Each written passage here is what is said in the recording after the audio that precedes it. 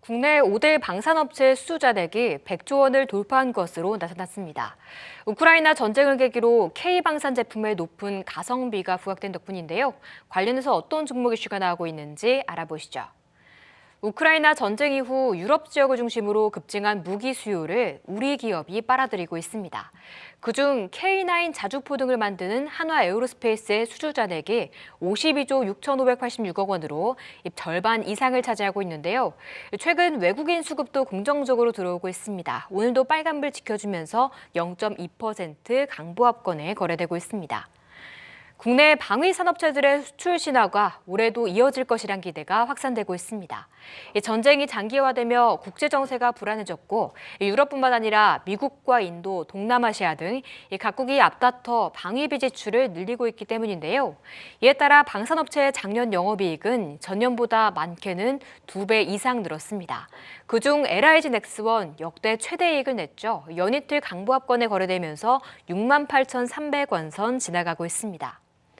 국내 방산업체들은 세계 시장에서 가격과 품질, 납기 등 여러 가지 면에서 강점이 있다는 평가를 받고 있습니다. 그중 현대로템은 최근 폴란드에 K2 전차 5대를 예상보다 3개월 앞당겨 납품했는데요. 사상 처음으로 수출되는 K2가 조기 납품이라는 값진 성과를 이뤄냈습니다. 하지만 현대로템 주가는 파란불을 켜내고 있습니다. 약세 흐름 이어가면서 0.4% 내리고 있습니다. 지금까지 방산 관련 종목 뉴스 알아봤습니다. 네, K방산은 가성비가 좋은 거로 지금 세계적으로 인정을 받고 있습니다. 저렴한 가격이지만 제품 성능이 굉장히 좋다라는 평가를 받고 있고요. 우크라이나 전쟁 이후 유럽 지역으로 계속해서 수주가 채택이 되면서 수주에 대한 기대감도 부각이 되고 있습니다. 부장님, 특히 최근에 세계 각국이 방위비를 계속해서 늘리고 있는 추세여서 수주가 더 증가할 것이라는 기대감은 유효한 것 같아요.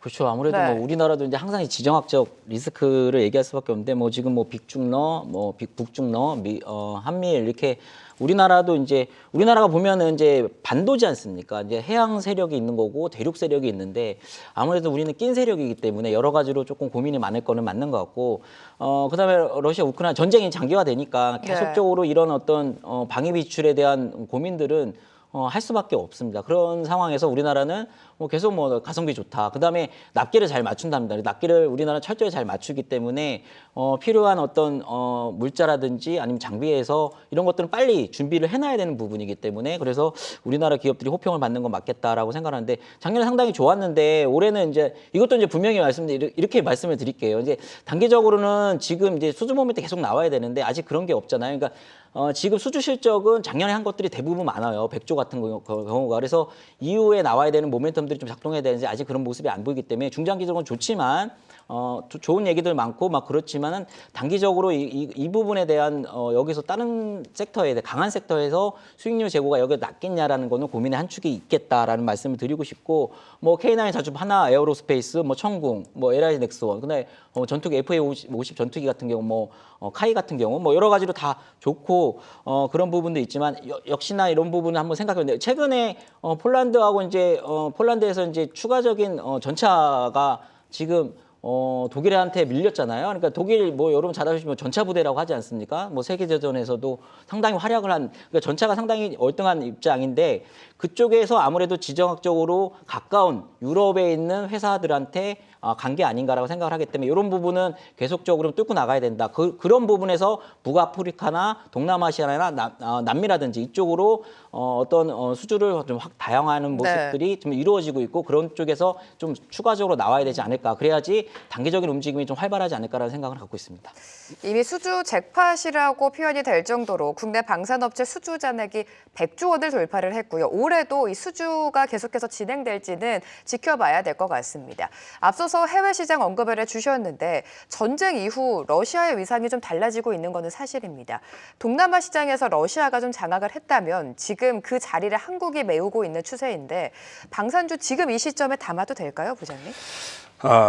저는 일단 네. 개인적으로 결론부터 말씀드리면 저는 지금 가격에서는 담아도 될 것 같다. 지금 시점에서는, 네. 저는 그렇게 생각을 하고 있는데 단지 그 유인수 부장님 얘기한 것처럼 단기적인 관점보다는 약간은 조금 롱텀 방향으로 해서 잡아보는 게 낫지 않나라는 생각을 좀 하고 있습니다. 일단은 그 지금까지 말씀하신 것처럼 100조 같은 경우는 작년 기준인 거고 이제 그 방산업체 같은 경우는 워낙 규모가 크다 보니까 이게 수주 잔고가 계속적으로 지속적으로 나오지 않는 이상은 주가 상승에는 그렇게 그 큰 폭의 상승은 좀 더디게 움직이지 않을까라는 생각을 하고 있는데 말씀하신 것처럼 일단은 그 지금 제가 주목하고 있는 쪽은 유럽 쪽보다는 동남아 쪽에 대해서 많이 관심을 많이 가지고 있습니다. 일단 그 스톡홀름 그 국제평화연구소 분석에서는 일단은 동남아 쪽에서 그 러시아를 약간 배제를 하고 한국 그 방산에 대해서 많이 공급자 역할을 많이 그 증가가 되고 있다라고 보고 있는데 일단 동남아 쪽 같은 경우는 러시아 우크라이나 전쟁에 대해서 중립적인 선택을 하고 있는데 이러지도 저러지도 못하는데 그 러시아 쪽에서 계속적으로 그 전 세계적으로 수출 규제라든지 그런 부분들이 좀 가지고 있어서 좀 그런 부분들이 있고요. 일단은 그 마찬가지로 국제평화연구소 쪽에서 세계 방산 수출 시장을 분석해 본 바로는 일단은 우리나라 점유율이 한 2.4% 정도로 해서 최근 5년 동안 1.3%보다 훨씬 2배 정도 증가를 한 그런 상황이라고 좀 생각을 하고 있고요. 그래서 근데 단지 아까 말씀드린 것처럼 그 방산주 같은 경우는 규모가 워낙 크다 보니까 큰 수주 잔고가 나오지 않는 이상 작년만큼의 상승률은 없을 것 같다라고 생각을 하고 있고 단지 이제 가격이 실적에 비해서 워낙 싼 실적이 아닌가라는 생각을 조금 하고 있습니다. 가장 중요한 건 그러니까 방산주 같은 경우에는 지난해 수주가 워낙에 좋았기 때문에 올해도 그거를 뛰어넘을 수 있을지가 관건이 될 것 같습니다. 자, 어떤 종목을 봐야 할까요? 방산주 들어가 보도록 하겠습니다.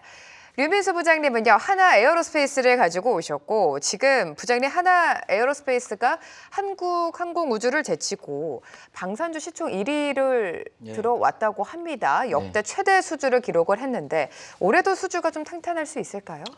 그럴 거라고 지금 기대하고 있고요. 일단은 워낙에 좋았기 때문에. 네.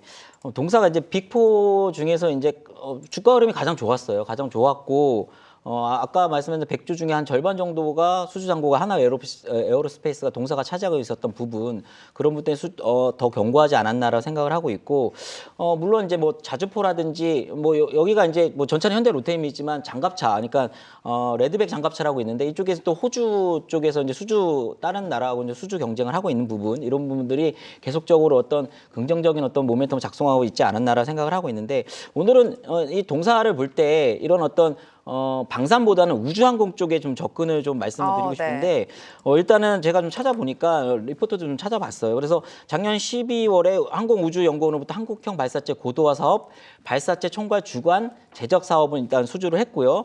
그다음에 올해부터 27년까지 누리호 3기 제작 및 사회를 추가적으로 발사할 계획을 갖고 있습니다. 동사가. 그다음에 자회사 하나시스템은 2020년에 영국 및 미국 통신 안테나 이쪽에 이제 지분 투자를 했고요. 그다음에 원앱이죠. 요즘 계속 원앱 얘기 많이 나오는데 21년에 원앱도 투자하면서 우주 통신 서비스 사업 확장하고 있고 그다음에 또 이제 자회사로 편입한 세트랙 아이는 아무래도 인공위성 개발 및 제작 수출 뭐 역점을 두고 있고 위성 데이터 산업에 진출하고 있고 그래서 이런 우주항공 쪽에 대한 부분 그래서 하나그룹이 로봇에도 좀 관심이 있는 걸로 제가 알고 있는데 우주항공 쪽에도 상당히 지금 전사적으로 지금 그룹의 역량을 좀 총력을 기여하고 있지 않냐라고 생각을 하고 있고 그런 의미에서 어떤 뚜렷한 목표를 세우고 투자를 계속적으로 집행하고 계획을 세우고 있다라는 부분. 그래서 이쪽 우주항공 지금 막 수직 계열화된 기업들 상당히 주가가 좋지 않습니까? 그래서 하나 에어로스페이스는 위성 제작, 발사 수송, 위성 서비스로 이어진 밸류체인 구축하고 있다. 일종의 수직 계열화를 하고 있다라는 부분. 이 부분은 앞으로 우주항공 쪽을 바라볼 때도 하나 에어로스페이스를 빼먹으면 안 되겠다. 이렇게 좀 생각을 해보시면 좋을 것 같습니다.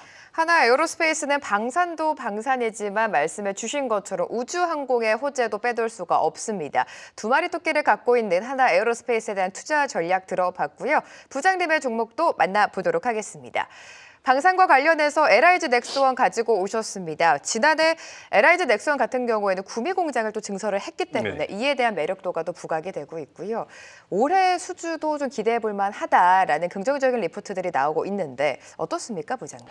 네, 말씀하신 것처럼 이제 그 그 LIG 넥스원 같은 경우는 거의 천궁, 그다음 형궁 뭐 이런 유도미사일 관련해서 하는 사업들이 상당히 많은 편인데 일단 작년 실적으로 본다 그러면 뭐 그 매출액, 뭐 영업이익, 당기순이익 각각 한 뭐 21%, 뭐 84%, 117% 정도 증가를 한 그런 상황입니다. 그러니까 올해 같은 경우도 그 이상으로 증가를 할 가능성도 배제는 못할 것 같긴 하지만 네. 그 형궁이라든지 그 천궁에서 이제 수주가 한 12조 3천억 정도의 수주가 되는 상황이고, 그다음에 유도 무기 해외 수주가 계속적으로 증가를 할 가능성이 높다고 보고 있고요.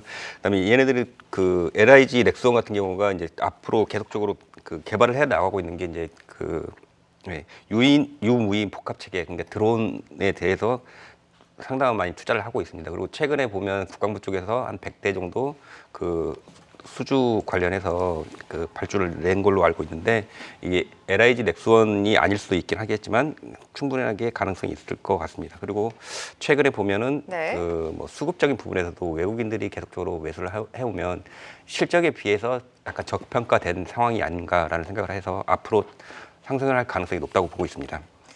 네, 방산주 전반적으로 지난해 수주가 굉장히 좋았습니다. 올해에도 수주 추가에 대한 가능성이 계속해서 부각이 되는 가운데 두 분이 오늘 가지고 오신 종목은요, LIG 넥스원과 하나 에어로스페이스였습니다. 참고해 보시면 좋을 것 같고요.